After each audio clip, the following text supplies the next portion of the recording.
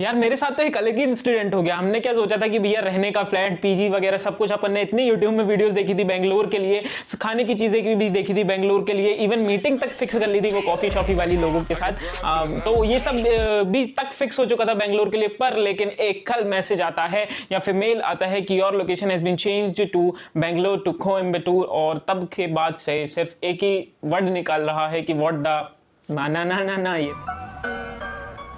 Yo. C'est le bouton. New. So hey guys, this is Anurag and welcome to Geeks 2.0। तो आज की video के thumbnail पे आपने ऑलरेडी देख लिया होगा कि पहले ही जैसे मैंने बताया था कि एक तो मुझे प्रेफर्ड लोकेशन नहीं मिली थी, उसके बाद भी अब लोकेशन चेंज कर दी गई है। पर आज की वीडियो में मैं आपको ये नहीं बताने वाला कि अपना पर्सनली बता दूं मैं कि भैया बेंगलुरु से कोयम्बटूर दे दी या फिर कुछ भी दे दी। आज की वीडियो में तो हम जैसे कि हर बार हम वीडियो में कुछ इन्फॉर्मेटिव देने की इन्फॉर्मेशन देने की कोशिश करते हैं, वैसे ही आज की वीडियो में भी आपको हम ये बताएंगे कि भैया क्लाइंट वर्क लोकेशन या फिर अपनी प्रोजेक्ट बेस्ड लोकेशन में क्या डिफरेंस होता है। मेनली हम ये समझेंगे कि आपको क्लाइंट लोकेशन पे कब जाना पड़ सकता है एंड आपको अपनी वर्क लोकेशन में कब कैसा काम करा जाना हो सकता है। बेसिकली देखो, एज अ मैं भी फ्रेशर ही हूं, पर लेकिन जैसे कि मैंने हर बार बताया हुआ है कि मेरे सीनियर से कांटेक्ट हैं तो वो मुझे ये सब चीजें बताते हैं। सबसे पहले मैं आपको ये बता दूं कि client work location and project based location में क्या डिफरेंस होता है। जब भी आप सर्विस बेस्ड कंपनी की हम बात कर रहे हैं अभी पे, तो जब भी आप प्रोजेक्ट में एलोकेट होते हैं तो आपको प्रोजेक्ट किसी के दूसरे कंपनी के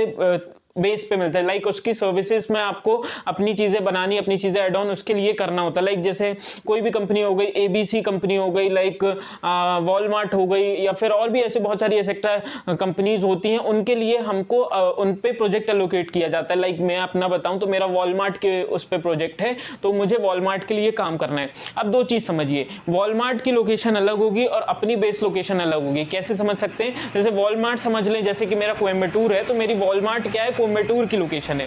ठीक, तो अगर मुझे क्लाइंट के लोकेशन पे जाके वर्क करना है, ऐसा भी होता है जब देखें क्या होता है, जब पूरी टीम जा रही होती है, जब आपकी मान के चलिए कि मैनेजर तो चलो चल जाता है फ्लेक्सिबिलिटी, जैसे लाइक जितने भी टीम मेंबर हैं आपके 9 से 10 या 12 टीम मेंबर्स जितने भी होते हैं, वो सब अगर क्लाइंट के लोकेशन में वर्क कर रहे हैं तो आप अगर फ्रेशर भी हो तो भी आपको क्लाइंट लोकेशन पे ही जाना पड़ेगा जिस लोकेशन पे वॉलमार्ट का ऑफिस है। ठीक, जैसे बहुत से लोग हैं, ऐसे एक मेरे भैया भी हैं टीसीएस डिजिटल में, वो बेंगलोर के ही, लेकिन उनको किसी कंपनी का प्रोजेक्ट मिला है, वो भी बेंगलोरी की कंपनी है, तो वो अपने ऑफिस नहीं जाते टीसीएस के, जिस कंपनी के अंडर काम कर रहे हैं उसके जाते हैं। तो ये चीजें डिफरेंस होती हैं।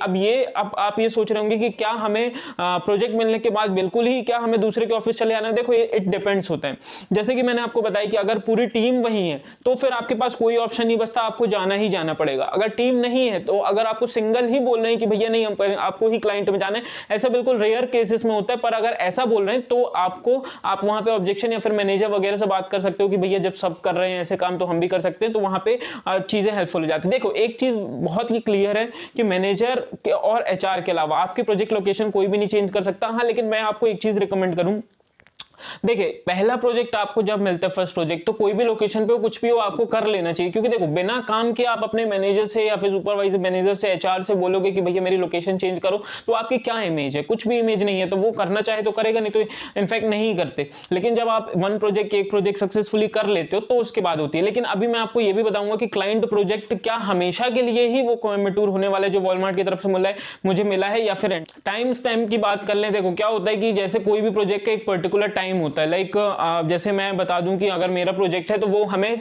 30 ऑफ नवंबर तक कंप्लीट करना है। अगर वो 2 अगस्त से चालू हुआ है तो ये 30 ऑफ नवंबर तक चालू करना है। देखो, मैं अपना एग्जैक्ट प्रोजेक्ट नहीं बता रहा हूं, ये मैं एक एग्जांपल लेके चल रहा हूं, तो वो चीजें आपको बता रहा हूं। आप किसी भी चीजें रिलेट कर सकते हैं या फिर आप किसी भी कंपनी से हो तो ठीक है। आपका एक क्या होता है, 30 ऑफ नवंबर को आपको कंप्लीट करना है। 30 ऑफ नवंबर के बाद आपको दूसरा प्रोजेक्ट एलोकेट हो जाएगा, तो वो प्रोजेक्ट किस कंपनी का होगा, वो प्रोजेक्ट की क्या लोकेशन होगी, उस पर डिपेंड करेगा। तो आपको ये समझ में आ गया होगा कि अगर आपको क्लाइंट लोकेशन मिलती है तो क्लाइंट लोकेशन पहली बात तो तब तक वैलिड है जब तक वो आपका प्रोजेक्ट चल रहा होता है। प्रोजेक्ट खत्म, अपनी लोकेशन खत्म। ठीक, क्लाइंट की लोकेशन पे जाना तब ही होता है जब पूरी टीम या तो वहीं हो या तो फिर आपको अप्रोच कर रही हो, तो आपको जाना पड़ता है। तो मैं ये समझ लूं कि मेरी बेस लोकेशन तो बेंगलुरु ही है, लेकिन जब अगर क्लाइंट की लोकेशन में जाना ही पड़ा तो हमें कोयम्बटूर जाना पड़ेगा और 30 ऑफ नवंबर में खत्म हो जाएगा। तो उसके बाद हमारी लोकेशन चेंज वगैरह की होगी। हाँ, ये चीज भी है कि जब आप अटेंडेंस फिल करते हैं, जैसे कि बहुत लोगों की ऑनबोर्डिंग नहीं हुई, जब आप विप्रो में अटेंडेंस फिल करते करते हैं तो वहां पे भी जब अटेंडेंस फिल करते टाइम पे टाइम एफर्ट आप जब पुट करते हैं अपना,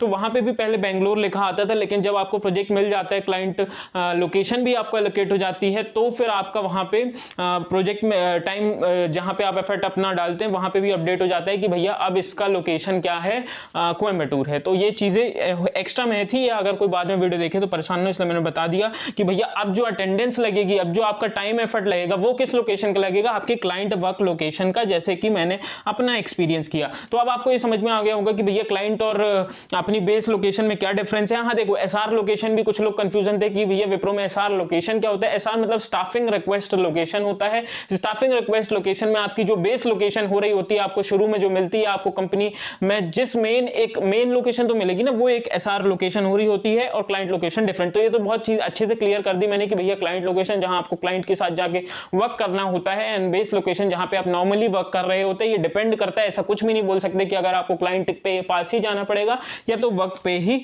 जाना पड़ेगा। ठीक, तो ये चीजें हो गई बात। और अब ये बात कर लेते हैं कि भैया अब व्हाट टू डू नेक्स्ट। देखो, नेक्स्ट करने वाली बात ये है कि अभी तक हमारा प्रोजेक्ट स्टार्ट वर्किंग नहीं हुआ है, अभी तक सिर्फ पोर्टल में एलोकेट हुआ है। तो देखो, अभी से कुछ भी बोलना की दिक्कत होगी, क्योंकि अभी बहुत लोगों के क्या हुआ, प्रोजेक्ट कई बार अपडेट हुआ। ऐसा हुआ कि पहले ए मिल गया, उसमें हैदराबाद लोकेशन मिली, फिर बी मिल गया, उसमें नोएडा लोकेशन मिली, इसमें सी मिल गया, फिर उसके बाद हैदराबाद फिर मिल गई। तो ऐसे बहुत बार चेंज हो रहे हैं अभी एज अ पोर्टल में खुद ही। तो इतनी जल्दी अभी किसी मैनेजर या किसी को अप्रोच करने की जरूरत नहीं है। अगर जो वीडियो देख रहा है मेरा, जो अंदर है विप्रो में, वो देख रहा है, तो उसको मैं बता दूं कि अभी से जरूरत नहीं है। जब आपका प्रोजेक्ट स्टार्ट हो जाए, मतलब जब आपकी मीटिंग्स वगैरह स्टार्ट हो जाए, जब मैनेजर से कम्युनिकेशन स्टार्ट हो जाए, तब आप रिक्वेस्ट कर सकते हैं, तब आप पूछ सकते हैं कि जाना है कि नहीं।